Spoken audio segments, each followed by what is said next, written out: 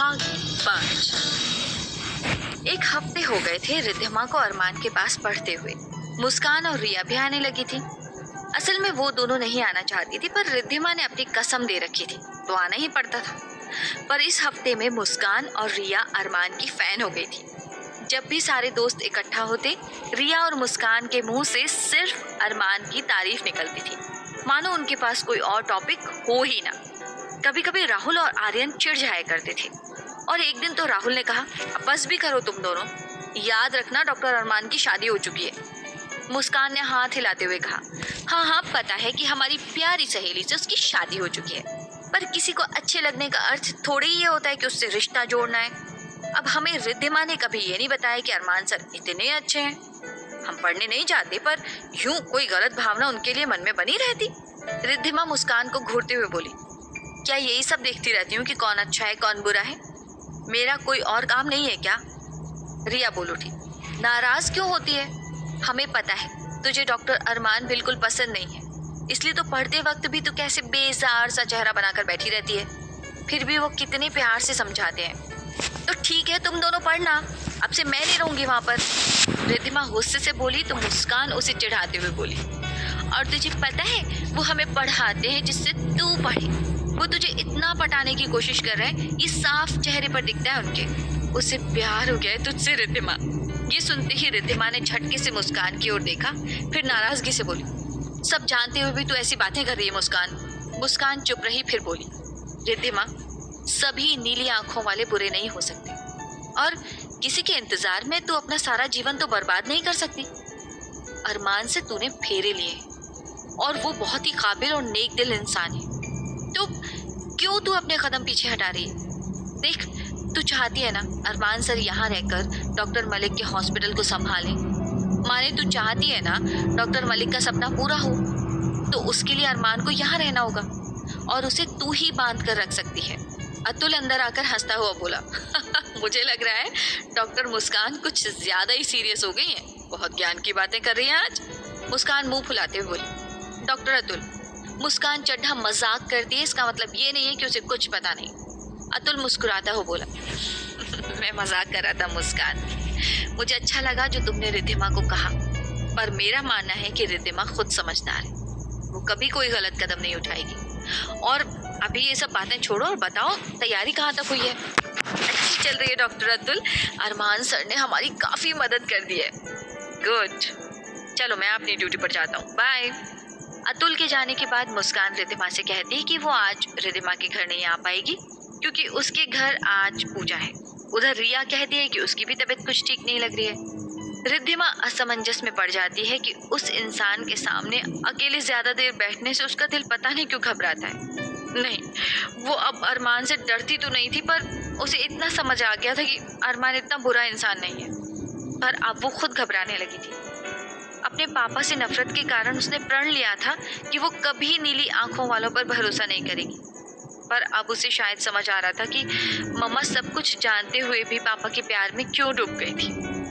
जब भी अरमान उसे कोई चैप्टर समझाता है तो वो अपनी नजरें नीचे किए रहती है, पर गलती से भी अगर उसकी नजरें उठ जाती तो जैसे वो समंदर के नीले स्वच्छ जल में डुबकी लगाने लगती थी और एक अनजान एहसास की लहरों में तैरने लगती थी, और लगता था वो उसमें पूरी तरह से बह जाएगी। वो तो भला हो मुस्कान और रिया का, जो अब तक उसके आसपास रहती आई थी, पर आज वो कैसे अरमान का सामना करेगी?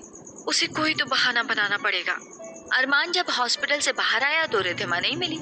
उसने कुछ देर इंतजार किया, फिर कॉल करने के लिए नंबर ढूंढा तो याद आया कि उसने कभी रिद्धिमा का नंबर लिया ही नहीं, कभी इस चीज का ख्याल ही नहीं आया। वो अपनी बेवकूफी पर मुस्कुराया, फिर हॉस्पिटल के अंदर आया, पर रिद्धिमा वहां नहीं मिली। वहां लॉकर रूम में आया तो देखा मुस्कान और रिया जाने की तैयारी कर रही। अरमान को देखते ही मुस्कान खुश होते हुए बोली, हेलो सर, कैसे हो आप? रिद्धिमा कहाँ है? अरमान मुस्कुराता हुआ बोला, मैं ठीक हूँ डॉक्टर मुस्कान। वैसे मैं भी यही पूछने वाला था कि रिद्धिमा कहाँ है? मुस्कान मुस्कुराते हुए बोली, आपकी सहधर्मिणी है, आपको पता होना चाहिए। अरमान ये सोचकर थोड़ा सोचते हुए बोला, क्या कहा आपने? क्या सह? रिया मुस्कुराते हुए बोली, सर, सहधर्मिणी अर्थात लाइफ पार्टनर। अरमान ये सुनकर हंस पड़ा, फिर बोला आपको किस नजरिए से लग रहा है कि वो मेरी सहधर्म मानो लाइफ पार्टनर है? कभी सीधे मुंह मुझसे बात करते देखा है उसे? मुस्कान शरारत से बोली, अकेले में करती होगी, हमें क्या पता। अरमान ये सुनकर हंस पड़ा और फिर बोला आप बहुत शरारती हैं डॉक्टर मुस्कान। वैसे कहाँ है आपकी सहेली? थैंक यू सर, पर हमें भी नहीं पता कहाँ है। असल में हम दोनों आज आपके घर नहीं आ रहे, तो रिद्धिमा को पता है, तो हमने सोचा आपके साथ चली गई होगी। सर कॉल कर लीजिए ना, रिया ने कहा। अरमान ने जवाब दिया, असल में मेरे पास उसका नंबर नहीं है। अब था, पर गलती से डिलीट हो गया। मुस्कान बोली, कोई बात नहीं सर, मैं आपको फॉरवर्ड कर देती हूँ। तभी राहुल अंदर आता हुआ बोला, सर रिद्धिमा की नाइट ड्यूटी है, उसने आपको इन्फॉर्म करने को कहा है। अरमान बोला, अरे अगले महीने उसका एग्जाम है, अभी ड्यूटी क्यों ली उसने? और आप लोगों की नाइट ड्यूटी तो अब तक कंप्लीट हो जानी चाहिए थी, और अब तो आप लोगों को स्टडी लीव भी मिलने वाली है ना? राहुल हाँ में सिर हिलाता हुआ बोला, जी सर, हमारा कोटा तो पूरा हो चुका है, पर रिद्धिमा ने एक्स्ट्रा ड्यूटी ली है। डॉक्टर शुभांगी जो हमारे ही बैच में है, उनकी तबीयत थोड़ी ठीक नहीं है, सो उसकी ड्यूटी रिद्धिमा कर रही है। पागल है ये लड़की। मैं चलती हूँ सर। मुस्कान ये कहकर निकल गई। अरमान ने हाँ में सिर हिलाया और बाहर आया। उसे बहुत बुरा लग रहा था कि ये बात रिद्धिमा ने उसे नहीं बताई। फिर उसने सोचा कि रिद्धिमा के पास भी तो उसका नंबर नहीं होगा, कैसे बताती? यही सोचता हुआ वो अंदर गया, पर अंदर आते ही घर की खामोशी ने उसे जकड़ लिया। रिद्धिमा ज्यादा कभी भी नहीं बोलती थी। पापा के साथ भी वो बहुत धीरे धीरे बात करती थी, और अरमान के साथ सिर्फ हाँ हूँ कहकर काम निकालती थी। पर उसके घर में रहने से जैसे घर भरा भरा खिला खिला रहता था। अरमान ने जिन चीजों पर कभी ध्यान नहीं दिया, आज उसकी कमी महसूस हो रही थी। उसके कानों में रिद्धिमा के पायल की छम छम की आदत हो गई थी, और शादी के बाद इतने दिनों में पहली बार वो झंकार घर में नहीं गूंज रही थी। अरमान ने बड़े बेमन से खाया और अपने कमरे में आ गया। वो बेड पर लेटा कि मोबाइल में मैसेज आ गया। अरमान ने देखा मुस्कान ने रिद्धिमा का नंबर फॉरवर्ड किया है। उसका दिल किया कि अभी रिद्धिमा से फोन करके उससे बातें करे, फिर न जाने क्या सोच कर रुक गया। उसे लगा कि पता नहीं रिद्धिमा क्या सोचे। वो बेड पर लेटे लेटे लगातार करवटें बदल रहा था। अब तो उसका कमरा भी बड़ा सूना सूना लग रहा था। उसकी नजर सोफे पर चली गई जहां रिद्धिमा सोती थी। अचानक उसे बुरा लगने लगा कि रिद्धिमा उस छोटे से सोफे पर कैसे सोती होगी। उसका कभी इस ओर ध्यान ही नहीं गया था। उसने सोचा कल ही इस कमरे में एक और बेड का इंतजाम करेगा। फिर उसने सोचा कि पापा या किसी और को पता चलेगा तो क्या सोचेंगे। कमरे में डबल बेड तो था ही, फिर क्यों नया बेड? उसने अपने सिर को झटका और सोने की कोशिश की, पर नींद जैसे उसकी आंखों से कोसों दूर थी। तभी उसका मोबाइल बज उठा और उसे लगा रिद्धिमा का कॉल है। वो उछलकर बैठ गया। उसके होठों पर मुस्कुराहट फैल गई। उसने झट से बिना देखे फोन उठा लिया और बोला, हाँ रिद्धिमा कहो। उधर तान्या थी। अरमान कैसे हो? कितने दिन हो गए तुमने कॉल भी नहीं किया। सब ठीक तो है ना? अरमान खुद को संभालता हुआ बोला, आई एम फाइन तान्या, तुम कैसी हो? मैं बिल्कुल ठीक हूँ अरमान। तुम वापस कब आ रहे हो? अरमान पता नहीं कैसे झूठ बोल गया। पापा की तबीयत बिल्कुल ठीक नहीं है तान्या, वरना मैं आ जाता। प्लीज कुछ टाइम दे दो। ऐसे मत बोलो अरमान, वो तुम्हारे पापा हैं, तुम्हें उनका ख्याल रखना ही चाहिए। एक काम करती हूँ, मैं भी आ जाती हूँ वहाँ। अंकल से मिलना हो जाएगा और तुम्हारा हॉस्पिटल भी देखना हो जाएगा। कैसा ख्याल है? अरमान को लगा कि कलेजा मुंह को आ गया। अगर तान्या यहाँ आ धमकी तो कैसा भूचाल आएगा उसकी वो कल्पना भी नहीं कर सकता। वो जल्दी से बोल पड़ा, अरे नहीं तान्या, तुम्हें यहाँ आने की जरूरत नहीं है। वैसे भी आजकल यहाँ डेंगू फैला हुआ है और बारिश भी इतनी हो रही है कि पूछो मत। रोड बहुत खराब है, तुम कहीं आ जा नहीं सकती, और इतनी गंदगी की तुम एक मिनट भी नहीं रह पाओगी। माने मतलब तुम्हारा एक दिन रहना भी मुश्किल है तान्या। मैं ही वापस चलाऊंगा, डोंट वरी। ओके बाबा, मैं नहीं आ रही, पर तुम अचानक इतना हाइपर हो गए मानो मेरे वहां आने से तुम्हारी कोई चोरी पकड़ी जाएगी।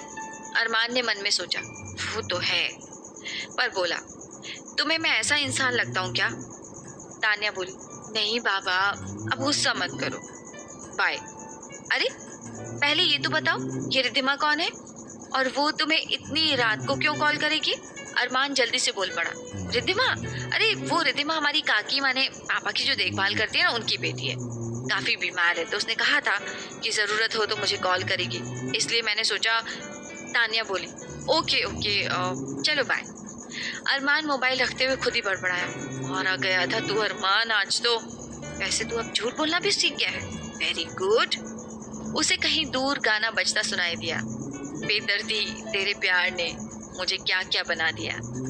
अरमान के होठ गाने के बोल सुनकर मुस्कुरा उठे। वो खुद के सिर पर मारता हुआ बोला, पागल है क्या, उस छिपकली से प्यार? नेवर, तेरे लिए तो तानिया सही लड़की है, और ये छिपकली बहुत ज्यादा गलत। सुबह जब अरमान की नींद खुली तो उसने देखा खिड़की के पर्दे लगे हुए थे, जिससे धूप उसके चेहरे पर ना आए। रिद्धिमा के घर वापस आ जाने के एहसास से ही उसका चेहरा खिल उठा था। वो जल्दी से उठकर फ्रेश हुआ और डाइनिंग रूम में आ गया, जहाँ टेबल पर उसका नाश्ता रखा हुआ था। उसने देखा रिद्धिमा की चूड़ियों की आवाज किचन से सुनाई दे रही थी। वो मुस्कुराते हुए बैठा और नाश्ता करने लगा, पर कौर मुंह में रखते ही वो चौंक गया। इतना स्वादिष्ट भोजन उसने कभी नहीं किया था। आज काकी ने उसका पसंदीदा ब्रेड पिज्जा बनाया था। वो वहीं से चिल्लाए, काकी, आपने ये क्या बनाया आप? काकी बाहर आते हुए पूछी, क्यों बेटा, अच्छा नहीं बनाए? अरमान चटकारे लेकर खाता हुआ बोला, मैंने इतना स्वादिष्ट ब्रेड पिज्जा कभी नहीं खाया काकी। काकी मुस्कुराते हुए बोली, मैंने नहीं बेटा, ये रिद्धिमा ने बनाया है, मुझे कहाँ आता है ये सब अंग्रेजी खाना। अरमान के मुंह से निकल गया, रिद्धिमा को खाना बनाना आता है? आता है क्या बेटा, उसे तो ऐसी ऐसी चीजें बनानी आती है, मैं देखकर दांतों तले उंगली दबा देती हूँ। और आपके पापा को तो बहुत पसंद है रिद्धिमा बेटी का बनाया हुआ खाना। अच्छा, उसने तो मुझे कभी नहीं बताया। ये भी कोई बताने की चीज है बेटा? पर साहब ने अभी उसे रसोई में घुसने को मना ही दे रखी है, उसके एग्जाम है ना। आज सुबह से मुझे थोड़ा बुखार था, इसलिए वो मुझे कुछ करने नहीं दे रही। अरमान मुस्कुराता हो बोला, चलो इसी बहाने मुझे कुछ स्वादिष्ट खाने को तो मिला। वैसे आपने दवाई ली? हाँ, रिद्धिमा ने दे दिया बेटा। अरमान रिद्धिमा को किचन से बाहर आते हुए देखकर बोला, तुम्हें अभी नाइट ड्यूटी की क्या पड़ी थी? कुछ दिनों में एग्जाम है और अभी सारे चैप्टर्स भी खत्म नहीं हुए, एक दिन बेकार गया। इतनी भलाई करने की क्या जरूरत है? रिद्धिमा ने नीचे नजरें करते हुए कहा, मैं स्टडी कर लूंगी, और भलाई करना कोई बुरी बात नहीं है। अरमान ने उसे तीखी नजरों से देखते हुए कहा, बातें बनाने में तुम भी कोई कम नहीं हो। वैसे थैंक यू इतना अच्छा ब्रेड पिज्जा खिलाने के लिए। मैं हॉस्पिटल जा रहा हूँ, तुम्हें चलना है? नहीं, मैं लेट आऊंगी। अरमान समझ गया कि वो उसके साथ नहीं जाने वाली थी। लगभग हर रोज वो यही करती थी, कभी जल्दी निकल जाती, कभी देर से आती। अरमान को शक ही नहीं, पूरा विश्वास था कि वो अरमान के साथ नहीं जाना चाहती थी। पर क्यों? अरमान ने अपने ख्यालों को झटका और रॉब के साथ रिद्धिमा से कहा, और आज से कोई नाइट ड्यूटी नहीं, समझी? रिद्धिमा ने कोई जवाब नहीं दिया और अरमान को यह पता था कि कोई रिप्लाई नहीं आएगा, इसलिए वो बिना जवाब का इंतजार किए हॉस्पिटल की ओर चल पड़ा। आज रिद्धिमा हॉस्पिटल से जल्दी आ गई थी क्योंकि काकी को फिर से बुखार आया था। रिद्धिमा ने उन्हें मेडिसिन दी और खाना बनाने में जुट गई। जब अरमान घर आया तो सारा कमरा खाने की सुगंध से भर गया था और रिद्धिमा किचन में ही थी। अरमान को देखकर उसने टेबल पर नाश्ता रखा और कॉफी बनाई। अरमान खाते हुए बोला, ये सब करने की क्या जरूरत थी, बाहर से मंगा लेती। मुझे बाहर का खाना पसंद नहीं है। पता नहीं कैसे अरमान के मुंह से निकल गया, फिर ऑस्ट्रेलिया जाकर क्या करोगी? वहाँ तो ज्यादातर हम बाहर का ही खाना मंगा कर खाते हैं। रिद्धिमा ने ये सुनते ही आश्चर्य से अरमान की ओर देखा। अरमान संभलते हुए बोला, वो पापा कह रहे थे जाएंगे, तो मैंने सोचा तुम भी शायद जाना पसंद करोगी, I mean, पापा के साथ। रिद्धिमा कुछ बोलती उससे पहले ही डोरबेल बज उठी और वो खोलने चली गई। मुस्कान और रिया अंदर आई तो अरमान ने पूछा, तुम दोनों इतनी जल्दी कैसे? मुस्कान शरारत के साथ बोल उठी, कहीं हम कबाब में हड्डी तो नहीं बन गए? अरमान हंसता हुआ बोला, अरे नहीं डॉक्टर मुस्कान, आप जैसी प्यारी लड़की कभी हड्डी बन सकती है क्या? डॉक्टर अरमान, आप तो फ्लर्ट कर रहे हैं। रिद्धिमा ने उसे घूर कर देखा और अरमान को बोली, मैंने ही जल्दी बुलाया था, मुस्कान को मेरी बनाई हुई डिशेस बहुत पसंद है इसलिए। मुस्कान बैठते हुए बोली, हाँ डॉक्टर अरमान, इसकी शादी से पहले हम अक्सर इसके घर जाते थे और ये कुछ न कुछ बनाकर खिलाती थी, तो अब तो इसकी शादी हो गई है, पराई बन गई है ये। कहते हुए उसने उदास सा चेहरा बनाया। अरमान हंसता हुआ बोला, ये भी अपना घर ही समझिए डॉक्टर मुस्कान। आप यहाँ बेझिझक आ सकते हैं। अच्छा, अब मजाक खत्म, चलिए नाश्ता करके आ जाइए स्टडी रूम में। उसके जाने के बाद मुस्कान ने रिद्धिमा की ओर देखा और बोली, क्या बात है, सुना था मर्द के दिल का रास्ता उसके पेट से होकर जाता है, तू भी उसी कोशिश में लगी है क्या? रिद्धिमा उसे घूरते हुए बोली, आजकल तू बहुत ज्यादा मजाक करने लगी है मुस्कान, और तुझे पता है मुझे ऐसे बेहुदा मजाक बिल्कुल पसंद नहीं। मुस्कान जल्दी से बोल उठी, बुरा मत मान, तुझे पसंद नहीं है तो मैं नहीं कहूंगी, जाने दे। स्टडी खत्म होने के बाद मुस्कान और रिया चले गए। तब रिद्धिमा कमरे में आई तो देखा अरमान फाइल पढ़ने में व्यस्त था। वो डिनर के लिए डाइनिंग रूम में इंतजार कर रही थी, पर अरमान के ना आने पर वो हिचकते हुए उसे बुलाने चली आई। रिद्धिमा कुछ देर यूं ही खड़ी रही, फिर धीरे से बोली, डिनर रेडी है। ये सुनते ही अरमान ने उसकी ओर देखा और कहा, हाँ आ रहा हूँ, एक काम करो तुम खा लो, मैं थोड़ा काम करके आता हूँ। रिद्धिमा ने कुछ जवाब नहीं दिया और कमरे से बाहर आ गई। तभी अरमान का मोबाइल बज उठा और अरमान की आवाज सुनकर उसके पांव अपने आप रुक गए। अरमान किसी तान्या से बात कर रहा था। वो कह रहा था, अरे तान्या ऐसी बात नहीं है, मैं भी चाहता हूँ जितना जल्दी हो सके वापस चला जाऊँ, पर क्या करूँ बताओ, यहाँ पापा की तबीयत ठीक नहीं है, तबीयत ठीक होते ही ऑस्ट्रेलिया चलाऊंगा। रिद्धिमा को समझ में आया कि कॉल ऑस्ट्रेलिया से आया है और किसी तान्या नाम की लड़की का था। पर तान्या कौन है? क्या अरमान की जिंदगी में कोई और लड़की है? पर अरमान ने कभी नहीं बताया। उसे अपने ही सवाल पर हंसी आई। अरमान क्यों बताएगा उसे भला? उन दोनों में ऐसा कोई रिश्ता ही नहीं था जो अरमान उसे अपनी बातें बताए।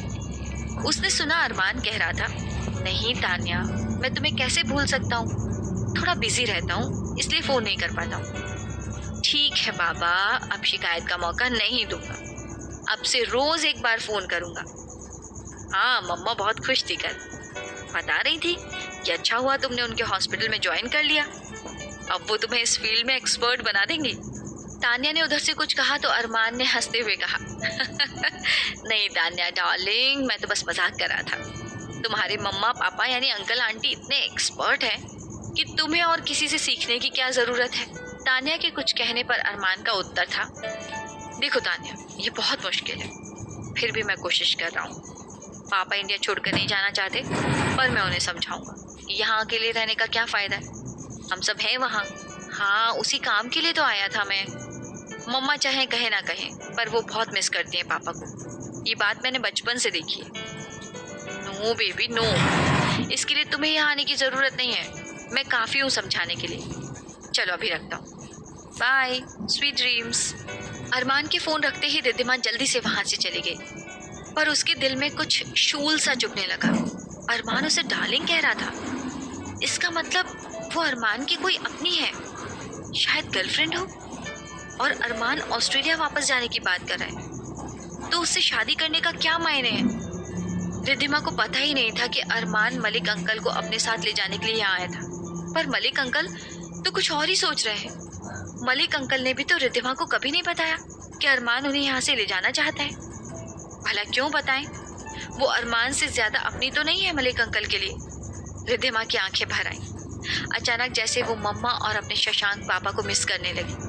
अगर मलिक अंकल यहाँ से चले गए तो वो बिल्कुल अकेली हो जाएगी। नहीं, उसे अरमान को यहाँ रोकना होगा। रिद्धिमा को शशांक पापा के हॉस्पिटल संजीवनी को फिर से पुणे के बेस्ट हॉस्पिटल की कैटेगरी में लाना होगा। उनके जाने के बाद इन 4 सालों में संजीवनी जैसे लड़खड़ाते हुए चल रही थी, उसे फिर से खड़ा करना होगा, और वो तभी संभव है जब रिद्धिमा अच्छी डॉक्टर बने और उसकी बागडोर अपने हाथ में ले ले। उसे अचानक मुस्कान की बात याद आ गई। रिद्धिमा, सभी नीली आंख वाले बुरे नहीं हो सकते, और किसी के इंतजार में तू अपना सारा जीवन बर्बाद तो नहीं कर सकती। अरमान से तूने फेरे लिए हैं और वो बहुत ही काबिल और नेक दिल इंसान है, क्यों तू अपने कदम पीछे हटा रही है? देख, तू चाहती है ना अरमान सर यहाँ रहकर डॉक्टर मलिक के हॉस्पिटल को संभालें, माने तू चाहती है डॉक्टर मलिक का सपना पूरा हो, तो उसके लिए अरमान को यहाँ रहना होगा और उसे तू ही बांध कर रख सकती है। रिद्धिमा बुदबुदाई, नहीं मुस्कान, सिर्फ मलिक अंकल के सपने ही नहीं, मेरे शशांक पापा के सपने भी जुड़ गए हैं इन धागों से। मैं नहीं जानती कि अरमान को मैं रोक पाऊंगी कि नहीं, पर मलिक अंकल को मैं यहाँ से जाने नहीं दे सकती। इसके लिए मुझसे जो बन सके मैं करूँगी।